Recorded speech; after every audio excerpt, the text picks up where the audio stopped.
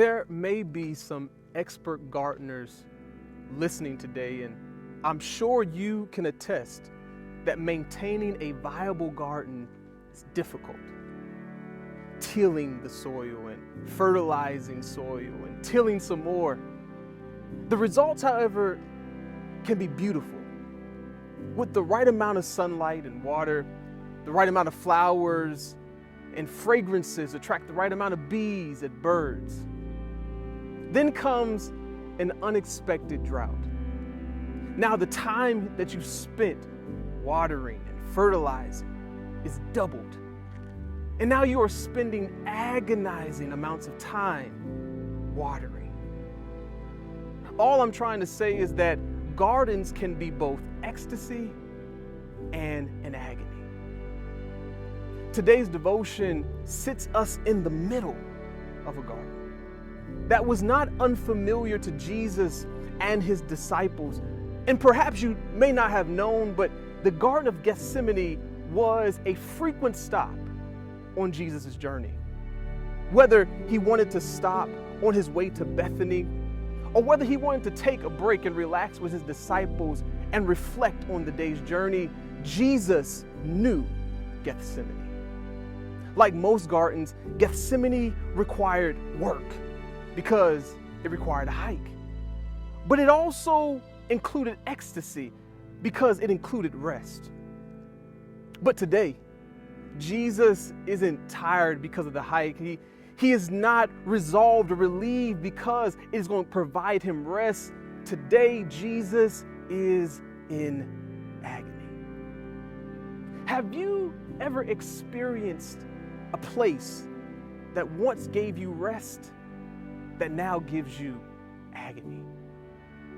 Prior to this routine stop in the garden, Jesus shares some heavy news with the disciples. He predicts his own death and betrayal. And from what we can gather, Jesus knew what was coming. Jesus knew so much that when they arrive at the garden, Scripture says that Jesus became distressed and agitated. Now, what could cause so much agitation from him this time? You see, the Garden of Gethsemane was located on the Mount of Olives. Not only was this summit donned with olive trees, but this summit also was a Jewish burial site. You see, because this mount's messianic significance to Judaism, people of the faith were buried there in anticipation of the second coming of the Messiah. But not only was this a site of burials, but it was also an easy escape route into the desert, if necessary.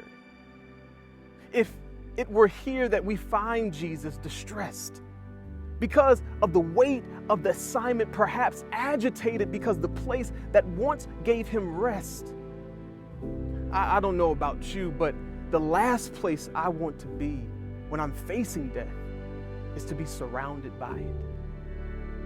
Now, I know that neither you nor I can imagine the level of distress and agitation that Jesus is carrying, the weight of humanity's sin on his back. Jesus didn't even expect his own disciples, his closest friends, to understand the weight, but he did ask them to pray.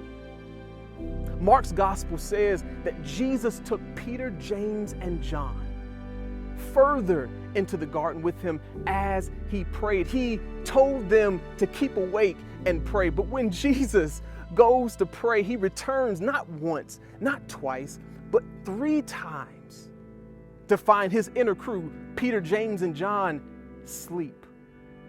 They are getting some rest. Now, it is fascinating that all the 3 accounts of the gospel mention Jesus praying in the garden. They record his disciples sleeping while Jesus is going through agony. Luke even says that Jesus is under so much pressure that his sweat becomes like blood. And his closest friends, his followers, are asleep. Now, maybe you can understand how that might feel. That in one of your darkest moments in your life, the people who you consider to be closest to you seem to lack the capacity to be alert to your agony. Jesus felt it. I'm sorry. Did I share with you what Gethsemane means? Gethsemane literally translates to the oil press. This was the place where olives were pressed and crushed to produce oil. Could it be that this place was always designed just for Christ? Could it have been that though the disciples still experienced rest in this garden, that God designed this place to be where Jesus is pressed? It's a place called crushing. How easy would it have been for Jesus to not be at that garden on that night, to avoid the garden? He could have had 10,000 angels rescue him and carry him away. He could have simply escaped into the desert. But he did not. He understood his place, and he did not avoid this place of crushing. Scripture says that he submitted to it. I don't know what your place of crushing is, but I do know that we all have a place called crushing. It could be a place that is familiar to us. Family gardens, work gardens, relationship gardens. And I know that it could be a place that we rather avoid at times. But today, as we journey on the Via Dolorosa, I want to remind you not to avoid your place of crushing. I hope that we come to a better understand what Jesus understood when he told his Father in the garden, not my will, but what you will. Jesus understood that the crushing was only a part of the process. It was never the final destination. So today, on our road of suffering with Christ, accept what you cannot comprehend. Even if God chooses not to take the cup, this is your Gethsemane. This is your place of crushing.